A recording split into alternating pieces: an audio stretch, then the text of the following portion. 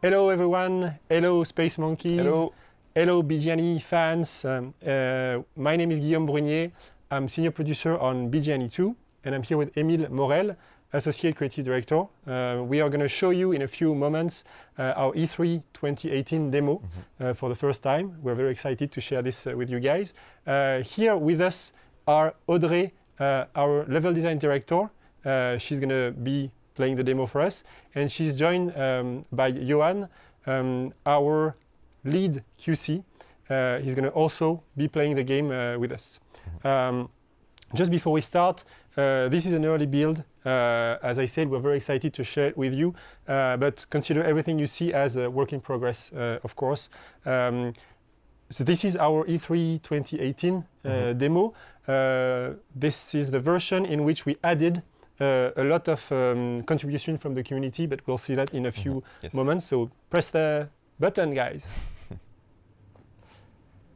Okay, so as I was saying, at E3 this year, we announced with Joseph Gordon-Levitt, we announced a partnership with Hit Record where our fans and everybody around the world can contribute to assets, art assets, music assets on the game. And Émile, since you worked a lot on this. We've been super happy with the result that we got from this collaboration, and we received a lot of assets, some graphical elements, some sound elements. And here you have a very good example of one of those elements that we integrated in this version of the demo. It's what we call the Moksha's Gate.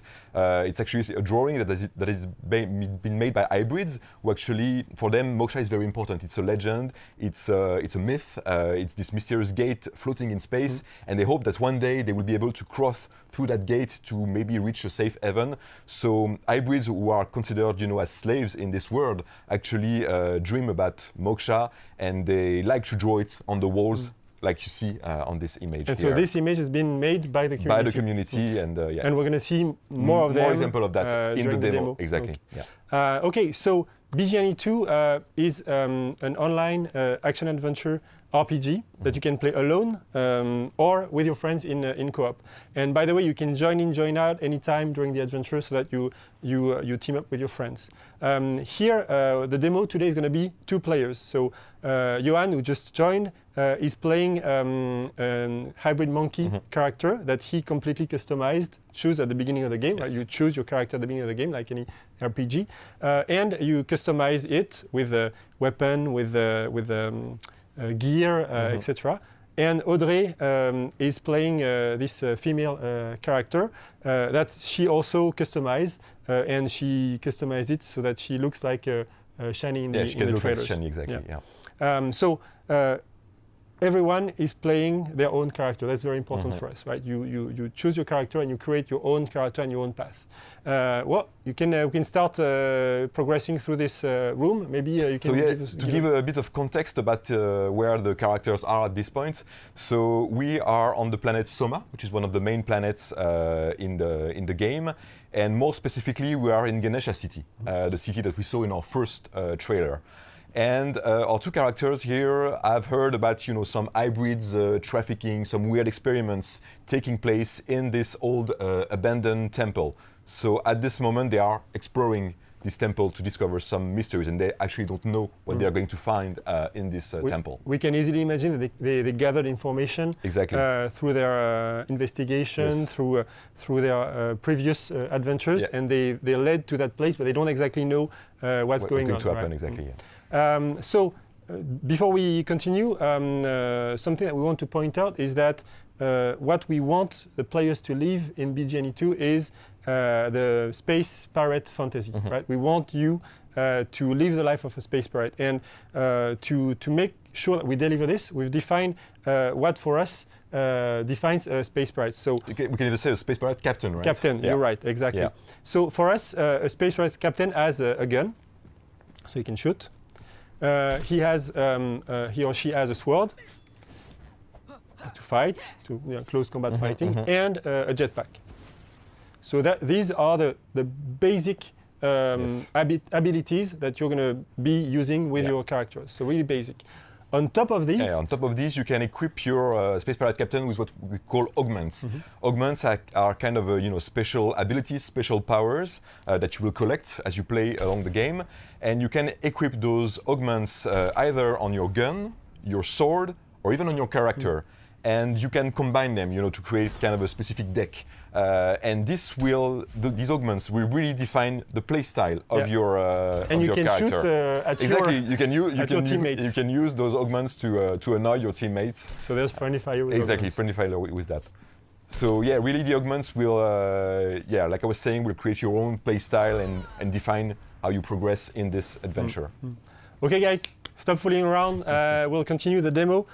So in BGNE 2, although you play co-op seamlessly, you don't need to stick to your teammates all the time. So here we're following Johan in this little corridor of this temple, and Johan stumbles upon a room with some creepy stuff.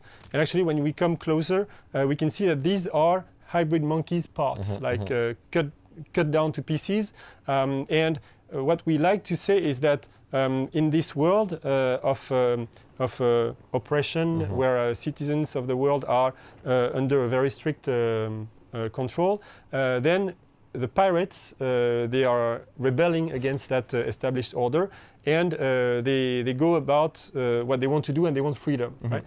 And what we like to say that if the player didn't escape his destiny as a hybrid slave, then maybe he would have ended up in these boxes and cut down into pieces. So that's to give a bit of context about the world we're living. So we're back on Audrey, who's playing the female character. Yeah, and she's arriving in this kind of creepy room where we have those scientists making some weird experiments, and she's going to use another specific equipment of the Space Pirates in our game. It's of course the spyglass.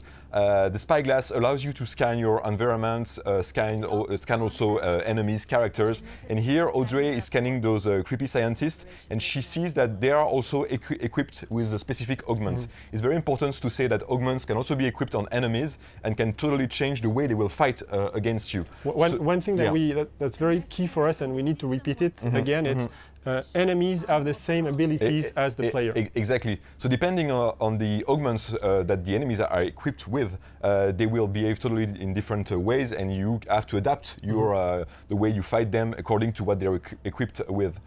So for instance, Audrey has been seeing that the scientists had some healing bullets, that they will be able to heal the other enemies, so it will be important to take them down first. So before we get into it, something also we can emphasize here is the feeling of adventure that we want the game to carry. We've got some progression, we've got some mystery, we've got some weird stuff happening, and then we can start the fight. Yeah, let's see how these guys handle the fight.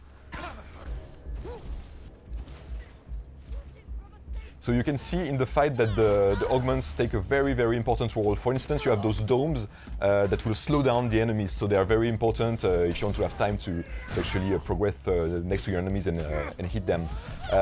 So, like I was saying, it would be very important to take down the scientists first, because they have those healing bullets. Oh, nice freeze! Nice freeze augments. 3% freeze. Exactly. So we want those combats to be, very, very dynamic, and again, the augments, the variety of augments, the number of augments that we'll have in the game will really give a lot of depth and diversity in those fights. Yeah, in here we have just only a few samples. Yeah, exactly. One of the main messages we want to have with this is that the melee combat is back from the first game. Yeah, that's very important. So we will have some melee combat.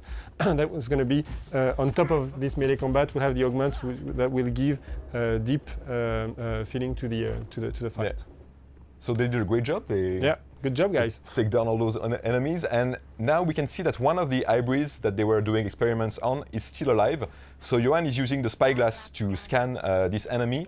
And with the spyglass, we see that this hybrid on the table is equipped is actually a mechanic. He has the skill of a mechanic, and this will be also a very, very important element of the game. You will be able to recruit crew members, because you're a Space Pirate Captain, so you will have, of course, a ship, even several ships, and you will have a crew. And it will be important to to gather the right crew members for your progressions. We're not saying too many things about this right now, but keep in mind that this is very important for the progression of the players in this game. Yeah, I said earlier that as a pirate captain, you have a gun, a sword, and a jetpack. Then you have a ship and a crew as well. That's very important for us. And we will see the ship actually in a few seconds. Well, now we're going to go out of the of this small temple, and so just for the purpose of the demo, we placed conveniently these vehicles here. But the main thing is that whatever you see in the game, whatever vehicle you see, you can drive it, right? So now we're going to go out of the of this building, as I said, into the city. And this city is Ganesha City. So this is the city that we that you saw in the trailers, and it's now in game. It's a very good job from the team to have built this city in game. Here, as I said earlier, you don't need to stick to your partner when you play the game, whether you're in a small place or in the city. So Johan went do other business while we're following Audrey, who's gonna give us a tour of the city. So here down these walls, you've got some shanty towns with hybrids are living. It's actually the lower part of the city is where the hybrids are living. Yeah. Here you see some. On the left. Yeah, on the left here. Actually, we've been seeing a lot of graphical elements that were also coming from our partnership with Etrical, created by our community. And this one is a huge, of course, a huge fresco, a huge murals that has been made by a member of the community, and really it shows that our cities in the game are kind of a place for people to express themselves and put their own artworks. Careful, Audrey. So you can expect a lot of places like that in the cities where huge artworks will be displayed and artworks created by our community, which is really something unique. One thing we want to convey as cities go is the mix between new technology, holograms, and old style monuments, such as this giant statue. Everywhere you see, whatever you see in the city, you can land on it. There's no hidden wall or whatever. The whole seamless aspect of the city. And we're going to drive through it a bit more. But it's very key for us. Being a space pirate, what you want to be is free, right? I want to be free. That's what space pirates want. Then, to convey this freedom feeling, we have this seamless navigation through the city, and we'll see beyond. Here, you can see the traffic in the city being dense with the spyglass. Audrey can scan every entity here. So here, a police station. You can see close to the police station that there are a police ship, a big frigate, many traffic vehicles that you can scan, that you can drive, you can steal. So this is a delivery spaceship. This is a temple, for example. We have some banks over here. So if you need some money, you can go and make some heist, for example, or just go and withdraw some money. Once you have the money, you can go and buy some new stuff, gear, augments, weapons in these shops. It's important to say that a huge city like Ganesha City is, of course, full of opportunities for space pirates. You can choose to attack those places, but you need to beware of the police. So Audrey is going to take another flying motorbike, and we're going to continue the tour of the city. So Audrey is going to drive through Main Street, Ganesha City. So in Ganesha City, we've got radio that's called Radio Cheetah, which is a pirate radio. Actually, we have this radio in most of the world because it's the radio that the space pirates are listening to. And what you're hearing right now has been created by the community. Exactly. They've been creating jingles, stingers for this space pirate radio called Radio Cheetah, and they've also been created. Of course, they've been creating some specific songs, rock and roll songs, and songs that really embody this, rebellious aspect that we want to have among the pirates in the game. So now we didn't do it in the first place, but let's take a moment to thank all the contributors for the work that you've done. It's an amazing really, job. Really good. Now we've reached this high bridge in Ganesha City. It's overlooking the giant Ganesha statue there. We're going to go up. Johan is here still. And we're going to take a moment now to walk you through the customization aspect of the ships. I think it's important to say that basically you can customize all aspects of your experience as a space pirate captain. And one of those aspects is of course the ships that will be very, very important for your experience. So here Audrey is in the customization menu for the ship, and she's changing modules that will actually change, of course, the visual aspect of the game, of the ship, sorry, but also the way you pilot your ship, the statistics of your ship. So you can change the different modules, the wings, the cabin, the engine. Then of course the equipment, the weapons that you put on your ship. And then you have what we call the cosmetic, customization. So you can change the colors, the patterns on your ship, and of course you can also place a pirate logo on your ship. Emblems. An emblem, yeah, exactly. So that's what she's doing now.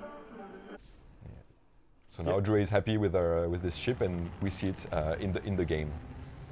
So we can see in Johan in the distance, Johan is actually having some trouble because he's been flying in the city and he got a bit too close from the famous Ganesha city. Most of the tourists, they actually come to witness to see this beautiful statue. And now the police arrived to actually prevent Johan to go too close from this statue. Because we've got city rules, there are right? rules, exactly. And you cannot do anything you want. And if you break these rules, then the police is coming after you. Exactly. So Johan is in a bit of trouble, and Audrey has arrived to help him take down all these police ship. And if you take a look around, you will also see that there is a big frigate, a bigger ship owned by the police, and this one is actually too big to be destroyed by the player because they are not equipped with the right equipment on their ships. So they have to take down those small ships and try to escape. What's really important also is that we've been talking about the augments. The ships will also be equipped with augments. Yeah. For instance, you will be able to have some healing missiles to heal your partners in co-op. Exactly. So this will also give a lot of depth with those spaceship battles. And here we're seeing an example of a dogfight, of course, but you also have to imagine that you will have much more bigger, battles involving motherships. We will see a mothership later. And you have to imagine that you will be able to fight also with those motherships. Can you guys go close to the big statue so that we can see just the size of it? Yeah, it's huge. Wow. Thank you see very the detail much. on the statue. Nice. It's amazing. Yeah. So now that this fight against the police is come to an end, they are not going to attack the big frigate because they don't have the skill set yet. Destroy it yet. Yeah. So what we're going to do is. Earlier in the gameplay, Audrey parked her mothership, which is a ship much bigger than this one, a few thousand kilometers away from where we are. So we're going to go there, and don't worry, it's going to take no time because we are at very, very big speeds. Whoops, nice. So we're going to fly over Ganesha City. So that's the streets where we were just in before, and they are still here bustling with life as we depart. Here we're going to go up the atmosphere in the direction of Audrey's ship, and here that's the moment that's very important for me, and I like to do it. I want to remind everybody watching that a few minutes ago, maybe 10 minutes ago, we were inside a small temple fighting some weird scientists and in close quarter combat. Then we hopped on a motorbike, flew through the city, through the traffic, had a fight with the police of the city over the Ganesha statue, and now we are a few thousand kilometers away, like this, in no time. And that seamless transition between different scales is what makes BGNE so special. On top of these scales, we've got systems that are crossing each other, right? We've got the police, we've got the ship system, we've got everything that's coming together in the same shard of gameplay. That's really what we want to point out, and that's what we think BGNE 2 is going to be very special to play. And things are still running in real time. It's important to say that, like you were saying, the city is still active. Exactly. Exactly. Everything is still running. And the planet below is there. We can go anywhere on the planet. We can even go to other planets. So here, Audrey is going to get out of the spaceship. On the character, you see a small shield effect. That's very work in progress. It's going to be better looking, sir. But for the consistency of the world, we wanted to make sure that you can get out of your spaceship without dying from the lack of air. So there's some kind of nano suit or something like this to allow you to be outside of your ship, even if there's no air to breathe. And on the planet, we can see another good example of actually creations from our community via HitRecord. These creations are mysterious geoglyph. So this is a monkey, of course, and those geoglyphs will be actually, some of them actually will be some hints for some treasures, hidden on the planet. So you will be seeing those geoglyphs as you fly in space, on the planet, and you will have to go closer to the ground to actually find where a treasure could be hidden near those mysterious geoglyphs. These kind of elements are really critical for us because, as I said earlier, BGNE 2 is all about the different scales, and we need players, gamers, to be attracted by elements at different scales. So here you're flying through the universe with your spaceship. At the scale of the city, at the scale of the planet, you will be attracted by this giant stuff, and you will be attracted to go and to see what's at the tip of the tail, and maybe you'll find a dungeon, or maybe you'll find a village, or whatever. Audrey, if you want to look down at Ganesha City with your spyglass, so here we can have the information is Ganesha City. Yeah, we can even see the statue. It's very small, but it's still there. It's here. The big Ganesha statue is here. So it's still rendered by the engine, Voyager engine, the engine that we're making for this game. Look, it's still here, and Johan could be in the city as we look down at it from this distance. There are other cities that you can have information on, and if we, that's fine. Oh, thank you, Audrey. So now it's what we want to show here is our universe map. Universe map, right? exactly. Universe map. So the specificity is that this is not a 2D image. This is the 3D rendering of the planet. So what we're showing here is actually the same geoglyph that we showed in the first place. You can see Ganesha City. You can see we've added for your convenience a lot of icons to show you where you've been, icons to show you where you haven't been. If we zoom back, we see that Ganesha City is actually at the tip of a continent that is looking like India. If we go on the other side of the planet, yes, thank you, Audrey.